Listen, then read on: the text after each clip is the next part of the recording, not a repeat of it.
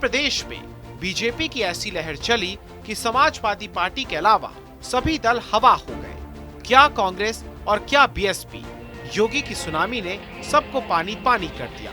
BSP का खाता तो बंद होते होते रह गया। योगी आदित्यनाथ की इस प्रचंड विजय में भी बीजेपी के कुछ दिग्गज अपनी साख मिट्टी में मिलने से नहीं बचा पाए। ऐसे ही नेताओं में से एक है सतीश द्विवेदी। योगी की सरकार में बेसिक शिक्षा मंत्री थे। सिद्धार्थनगर की इटवा सीट से चुनावी मैदान में थे और चुनाव हार गए। समाजवादी पार्टी के प्रत्याशी ने सतीश द्विवेदी को हरा दिया। गनीमत इस बात की रही कि सतीश द्विवेदी की जमानत जब्त नहीं हुई।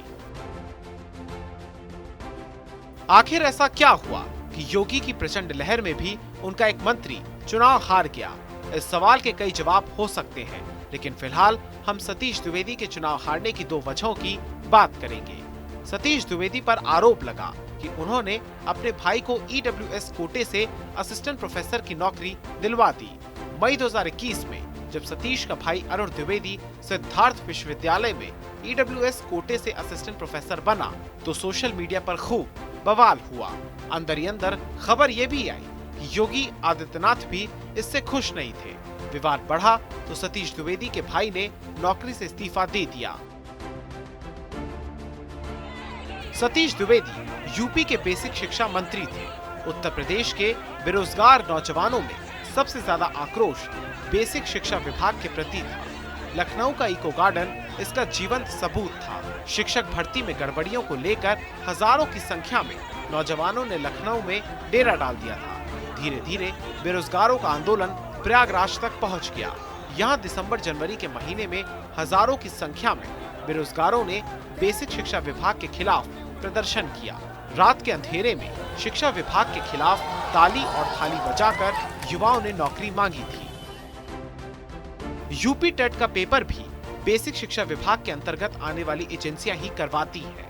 28 नवंबर 2021 को जब यूपी टेट का पेपर लीक हुआ तो लाखों छात्र आक्रोशित हो गए। 20 लाख से ज्यादा नौजवान उत्तर प्रदेश के अलग अलग जिलों में परीक्षा देने के लिए गए थे, लेकिन पेपर लीक होने से ये सभी नाराज हो गए। नए सिरे से परीक्षा करवाने और शिक्षक भर्ती गड़बड़ियों को दूर करने का जो वादा शिक्षा विभाग ने किया था वो पूरा नहीं हो पाया। 28 जनवरी 2022 को यूपी टेट की परीक्षा और 27 फरवरी 2022 को रिजल्ट का वादा सतीश द्विवेदी के बेसिक शिक्षा विभाग ने ही किया था, लेकिन आज 13 मार्च 2022 तक यूपी टेट का रिजल्ट नहीं आया है। शिक्षक भर्ती में आरक्षण घोटाला और वादा खिलाफी का जो आरोप सतीश द्विवेदी पर लगा वो भी चुनाव में बड़ा फैक्टर बना। अभ्यर्थी कहते रहे कि आरक्षण में घोटाला हुआ है, लेकिन बेसिक शिक्षा विभाग इनकार करता रहा।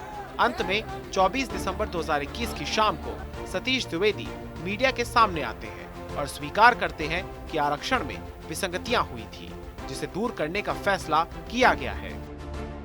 विभाग ने यह निर्णय लिया है कि उस प्रक्रिया में आरक्षित वर्ग के प्रभावित अभ्यर्थियों की भर्ती की जाएगी। उसकी पूरी प्रक्रिया आज हम जारी कर रहे हैं।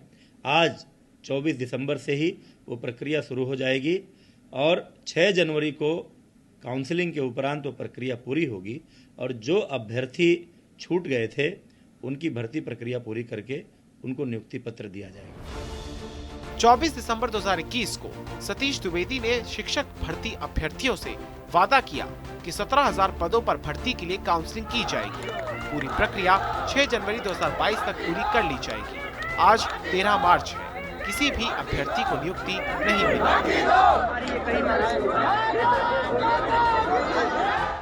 अखिलेश यादव ने पूरे यूपी में घूम घूम कर प्रचार किया कि वो सत्ता में आएंगे तो शिक्षक भर्ती की सभी विसंगतियों को दूर करके नौजवानों को नौकरियां देंगे। अखिलेश यादव के इस वादे पर लोगों ने भरोसा भी किया। भले ही उनकी पार्टी सत्ता में नहीं आई, लेकिन सपा के वोट शेयर में जो बढ़ोतरी हुई है उसे अनुमान लगाया जा सकता है कि शिक्षक भर्ती के पीड़ितों ने अखिलेश पर भरोसा किया। सतीश द्विवेदी की हार की मुख्य वजह शिक्षक भर्ती नौजवानों का आक्रोश था।